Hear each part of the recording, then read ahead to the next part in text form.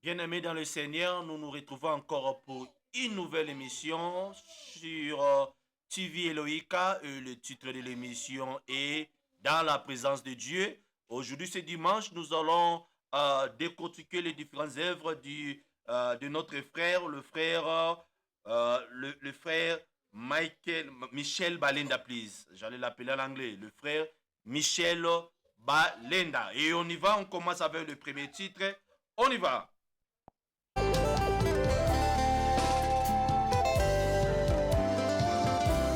Le titre de la chanson c'est Aleki Mafuta Nzoi.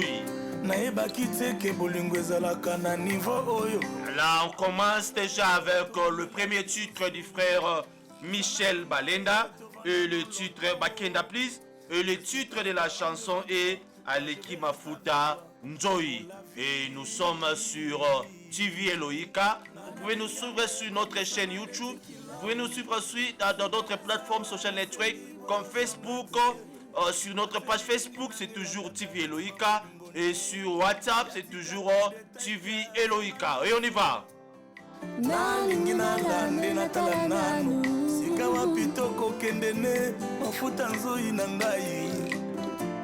Yesu Masiya, Yesu Masiya. Mafuta nzoi ya bomoi na biso. Koleka mafuta nzoi. Nana mikango aloba bongo asanza. Namona te nayoka te bakutayo basanza. Nani amwa kuta Yesu pia sepela na kuwana te. Oyaka, oyaka. Il est venu près de Dieu et a dit, je suis réellement pas content d'être près de lui. Personne, tous ceux-là qui se sont approchés de notre papa s'est retrouvé dans la joie. Il s'essuie nos larmes, il s'est pensé même nos blessures.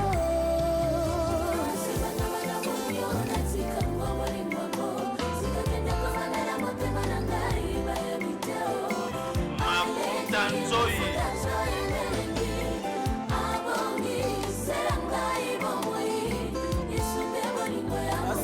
Banda boni.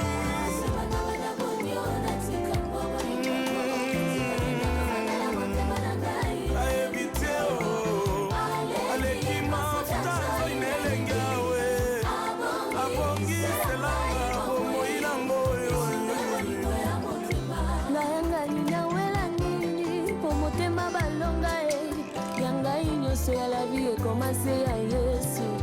Attendez mokonzi na komona na miso wakobosa nisanga basoni na mona ye. Yokutelanga bolingo mubesu yotelisiango nakoma lokola mangetela na présence no yolakisanga koncha bengredie na bolingo no soki nalingi yo ezalaka mpono moko masiya yolakisanga kolinga yo na bopete nyonso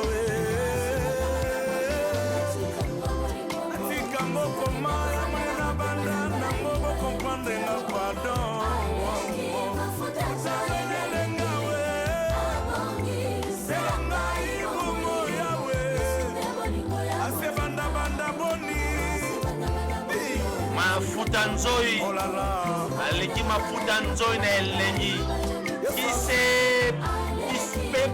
Qui s'est approché de notre papa et n'était pas satisfait, n'était pas content d'être près de ses dieux. Personne. Aleki mafuta nzoi na elengi. Ça c'est notre papa.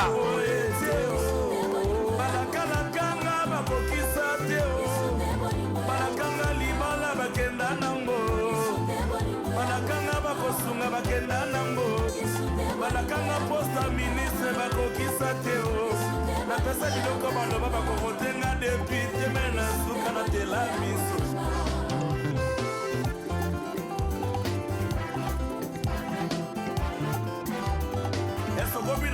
Nous sommes encore en présence de notre papa. 30 minutes pour l'adorer.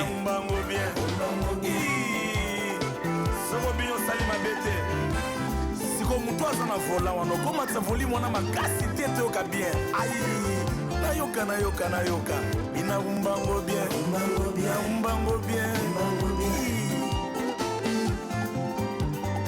yelele mafuta nzoi etelema te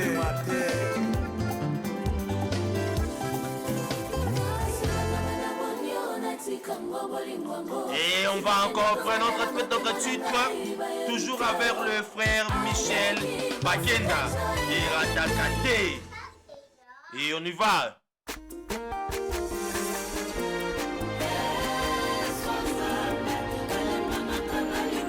Et Ratakate. Avec ce Dieu-là, et Ratakate. Tout ce qu'il a promis de faire pour nous, il a toujours réalisé.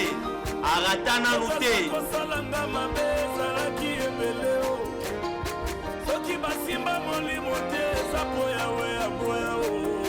Si on n'a pas touché à la vie de Jacob, parce que Dieu a refusé.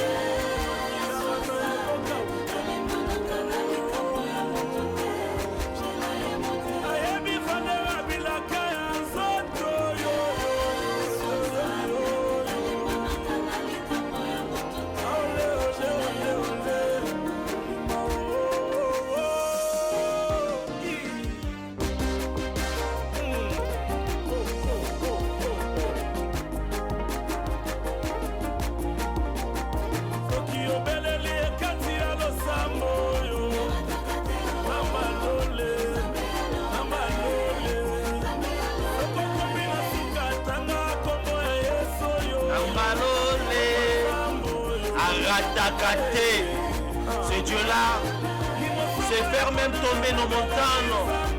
Lorsque les choses se dressent devant nous comme des montagnes, et nous l'invoquons, les montagnes disparaissent. A déplacer à Karaba montagne, à Limoussagana Yango.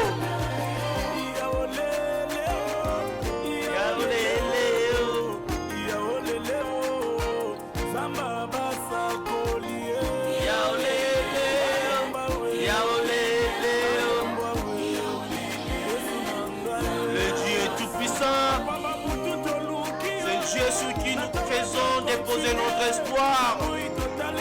C'est Dieu sur qui nous comptons. C'est Dieu-là. C'est Dieu-là qui fait de nos problèmes son problème afin qu'à régler en nous.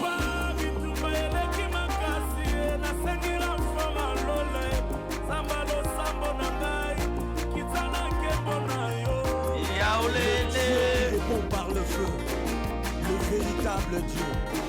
Nous faisons appel à toi, le Dieu.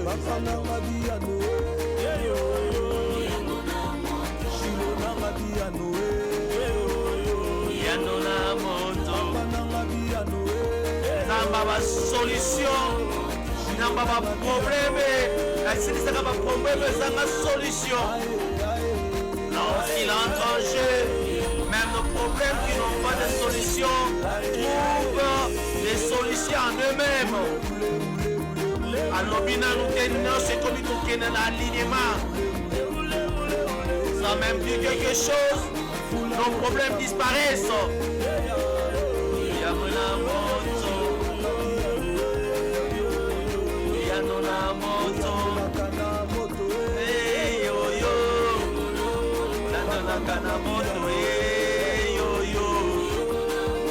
Il s'est donné nos problèmes, c'est donner des solutions à nos problèmes. Il sait se mettre debout lorsque le combat devient difficile. Et il nous dit toujours de s'asseoir. Parce que ce combat, parce que le combat est pour lui, pas pour nous.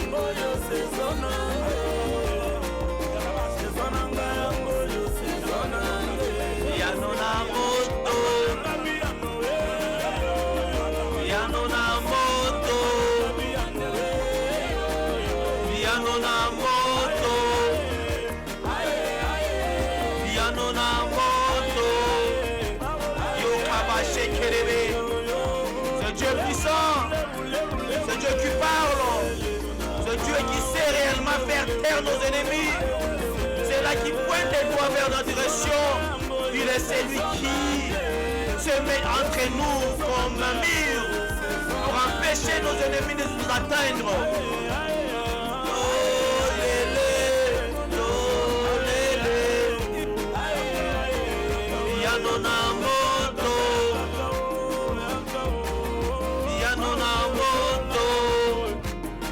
Jésus,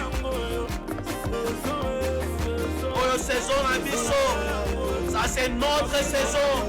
Nous allons récolter. Ça c'est notre saison.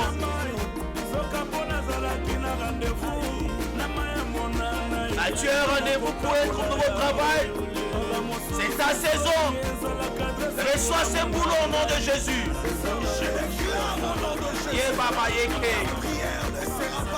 Jésus.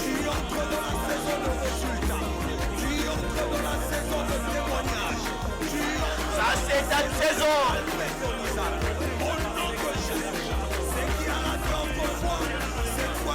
Et on continue à être devant la présence de Dieu.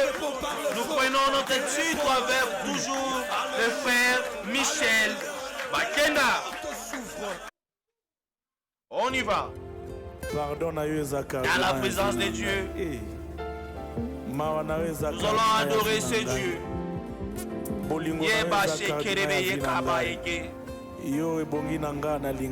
Cet amour qui s'est présenté devant nous, le même amour s'est retrouvé encore sur la croix afin que nous puissions être libérés.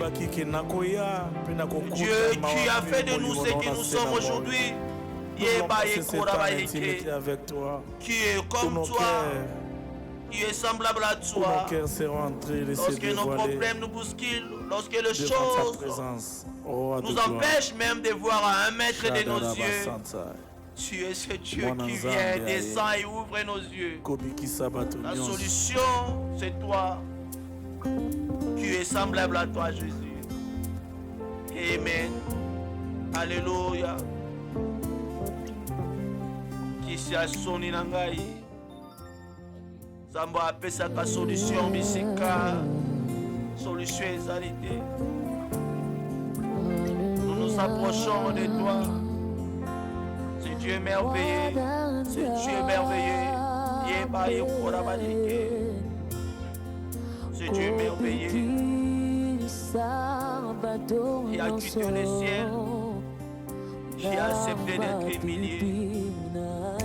Qui a accepté d'être parmi les hommes afin que les humains puissent être rachetés. Que la mort ne puisse plus avoir l'autorité sur les hommes. Tu es descendu, tu t'es offert pour que les maladies, pour que nous puissions plus être des candidats directs pour l'enfer. Le salut là à travers toi, à travers la croix, à travers l'œuvre de la croix. Tambaye. Amen.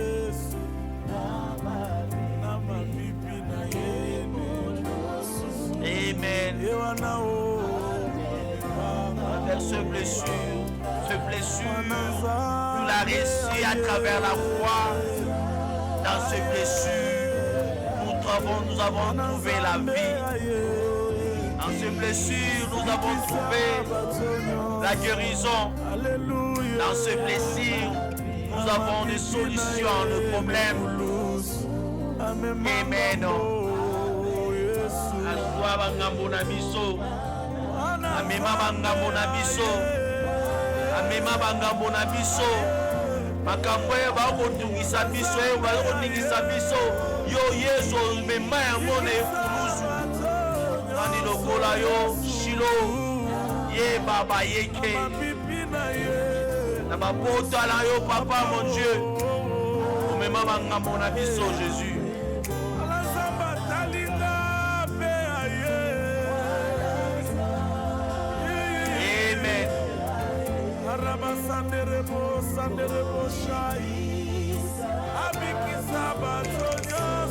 Bikisa bato nyonso Shilo. Koya na yo ezalaki mpona kosauve l'humanité. pour nous sauver ton peuple.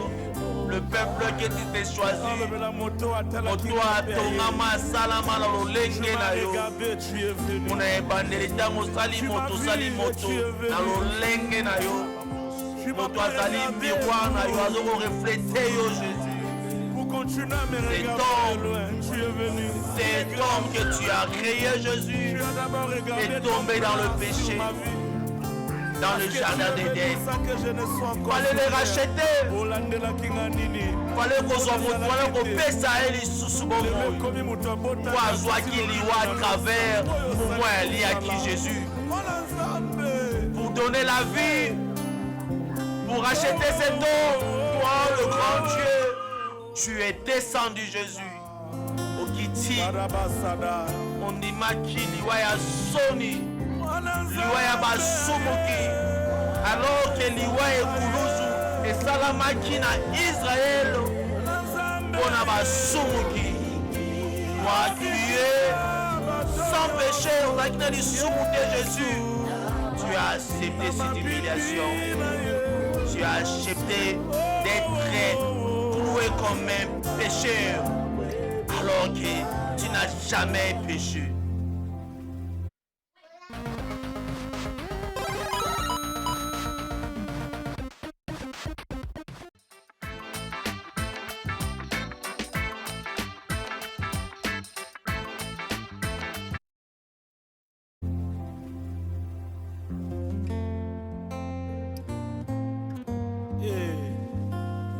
osali yango ekozala malamu yango na osenga yango epa na yo salelanga ya namona ta komona amona ta komona o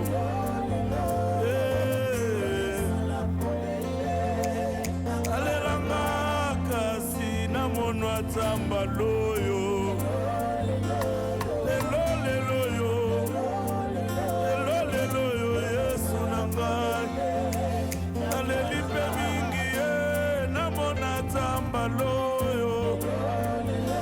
loyo lelo yo Yesu na ngai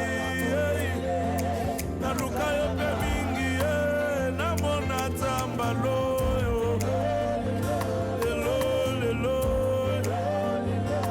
lelo yo nayekobimisa kilte na ngai ya 3 heures na miso bato lelo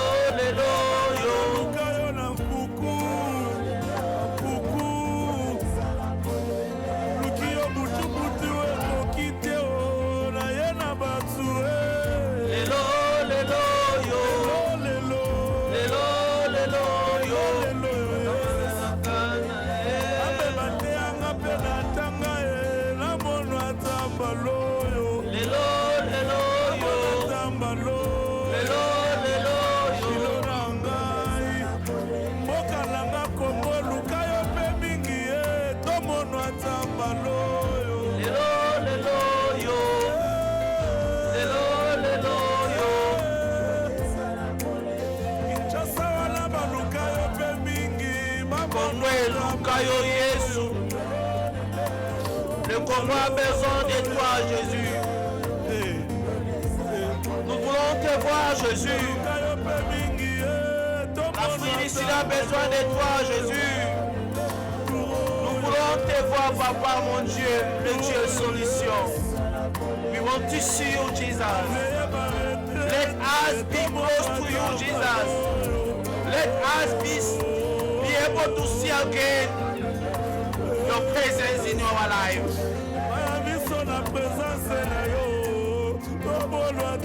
Nous voulons te voir, Jésus. Laisse-nous te voir encore, Papa, mon Dieu.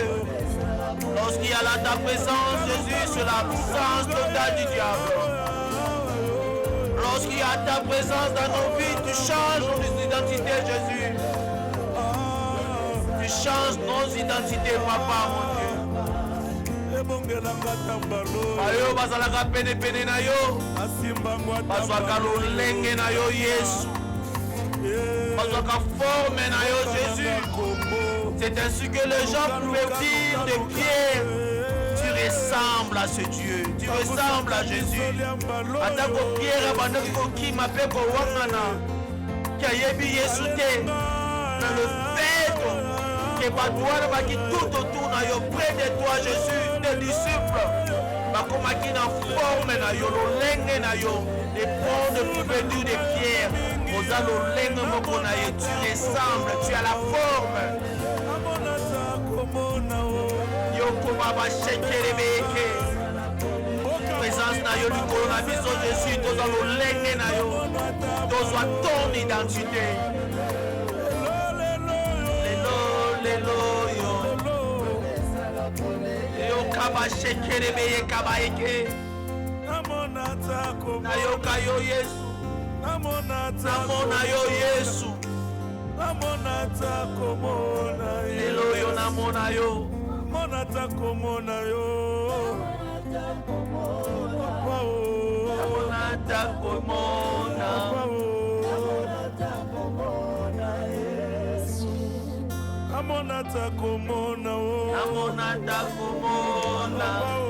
Namona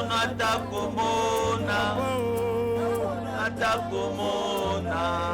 Écoutez, yende lilo bayasuka. Alléluia. Asimbibo moina. Amen. Bisoli nyonso akausi. Okausi pinzoli. Alingi mwana naza. Okausi pinzoli. Yende lilo bayasuka ya bomoi. Asimbibo moina. C'est lui qui nous tient. C'est lui qui nous tient. C'est lui qui nous tient. C'est lui qui nous tient. Yokabaye Kenebe. Iloba Soumezalié.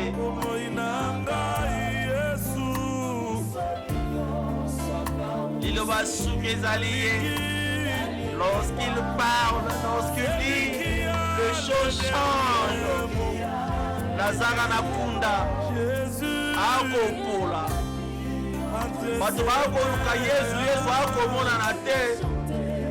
C'est lui qui détenait la dernière parole. Marie alobi mais soki ozalaki yaya yango okufa te, ndeko na ngai yango okufa te. Lorsque les gens perdent espoir, bakomona lolenge Lazare kozonga suna bomoi te. Moto akufi eza déjà 3 jours. Le corps de Lazare est entré en décomposition. Mais Jésus s'est présenté comme solution. Face à un corps en décomposition, Lazare était mort déjà. Cela faisait 3 jours. Le Maître Jésus-Christ a appelé Lazare. Lazare sort. Le corps qui était en décomposition a écouté la voix, la parole, la voix du Maître. Et s'est remis. Et son pifo, et son yakokangama. Lazare est ressuscité. Yokaba shekerebe.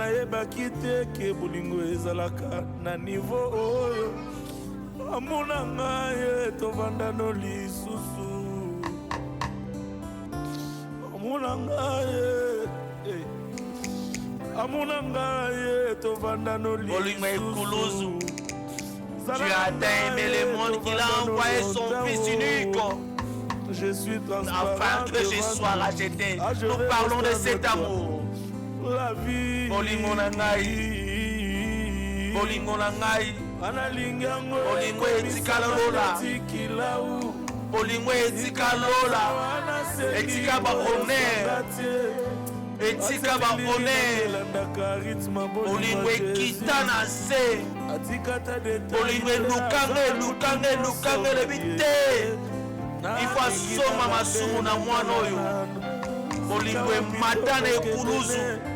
Bolingo ebetama basete. Bolingo ebwakisama basoi. Bolingo ebwakisama bafimu. Yo baba shekerebeke. Enfin que je sois racheté. Dans la bolingo wana. Bolingo kombo Yesu Masia. Eh Yesu. Toyokate Yesu. Toyokate Shilo. Bolingo afo exista te na mokili. bolingo papa na mwana ekoki komata na ekuluzu te ezwa base te. Bolingo mama na mwana ekoki komata na ekuluzu te ezwa base te. Bolingo ayo Yesu emate ekuluzu. Bolingo ayo Yesu emate ekuluzu.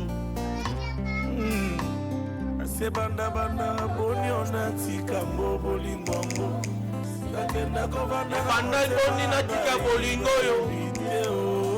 Tu as tant aimé le monde, il a envoyé son fils unique, afin que je sois racheté du péché. Cet amour a quitté les siens. Cet amour a abandonné toutes les honneurs qu'il recevait au niveau du ciel. Il est descendu sur la terre pour me chercher. Moi qui ne suis que pécheur. Cet amour me cherchait. Et cet amour a compris que pour me racheter, il fallait qu'il accepte l'humiliation, qu'il accepte la croix.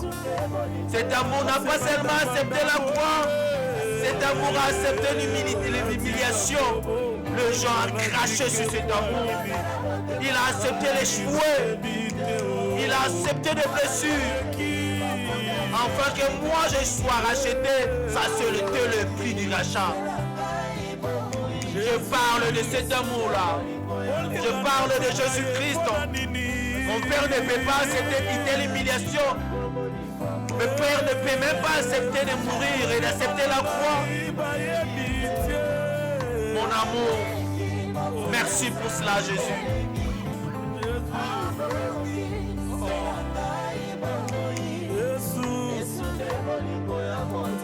Yesu bomo ibolinga motema na ngai. Je suis l'amour de. Je suis mon amour. Makambo asala na libota na ngai bayebi. Ndenge kutu akangolela ngai bayebi te. Ndenge kutu basalanga bolamu bayebi te. Ndenge lokota je suis ma racheté. Anzela zela ngai bayebi te. Ndenge kutu asalanga bolamu bayebi te. Ndengatangisanga na nzela ya kapise bayebi te. Ndengazala kolesanga na baba eglize bayebi te. Ndengazala kozwa swe na nga j'étais là à faire un grand chemin avec nous. C'est ce Dieu qui a été parmi nous et avec nous lorsqu'on était à l'école, lorsqu'on était encore au niveau de l'université. Lorsqu'on dort, il est là et prend soin de nous.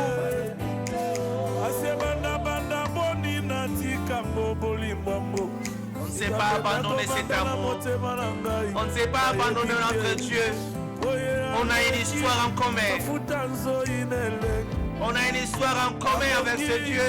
On ne sait même pas faire une journée sans lui. Olinga motema na biso. Amen.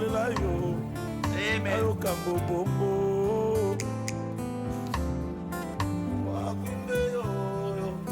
Kabena bamanya. Okubikila jamwalwe. Kabena bamanye. Kabena bamanye. Bakushila bana milomo milomo. Kabena bamanye. Bana balubanzo emawanwe. Bana babunde yo. Okubikila jamwalwe mane. Mulanja uvwa. Malwadi nzambi mungenzela batu kabena bamanya. Kabena bamanya na. Bachibanga bila mema ndekela nzambi wa. Asale lionini. C'est un Dieu de témoignage. C'est un Dieu qui nous permet de vivre sans mère. C'est un Dieu qui est près de nous, Jésus. Boli mon abisondeyo. Nakasi na bisondeyo. Bolingwe benda biso na makambo. Bolingwe longola biso na liwa. Bolingwe longola biso na kolela lela.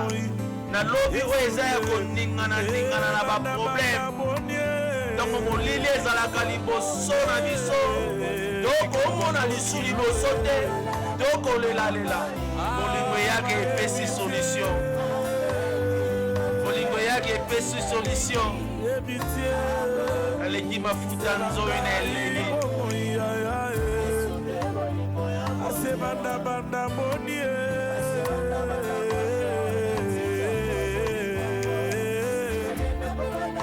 motema nanga kutu bayebi te o aleki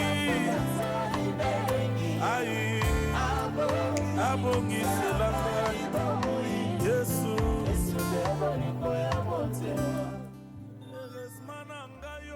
Nous étions encore dans notre émission dans la présence de Dieu et aujourd'hui c'était le frère Michel Bakenda et nous avons fini avec l'émission d'aujourd'hui. On se retrouve le dimanche prochain, même chaîne, je parle de TV Eloïka et on se retrouve le dimanche prochain. Au revoir. alamukaka nalikanisi ya nyongo na ntongo Yvon nyongo alobi ekokaki te o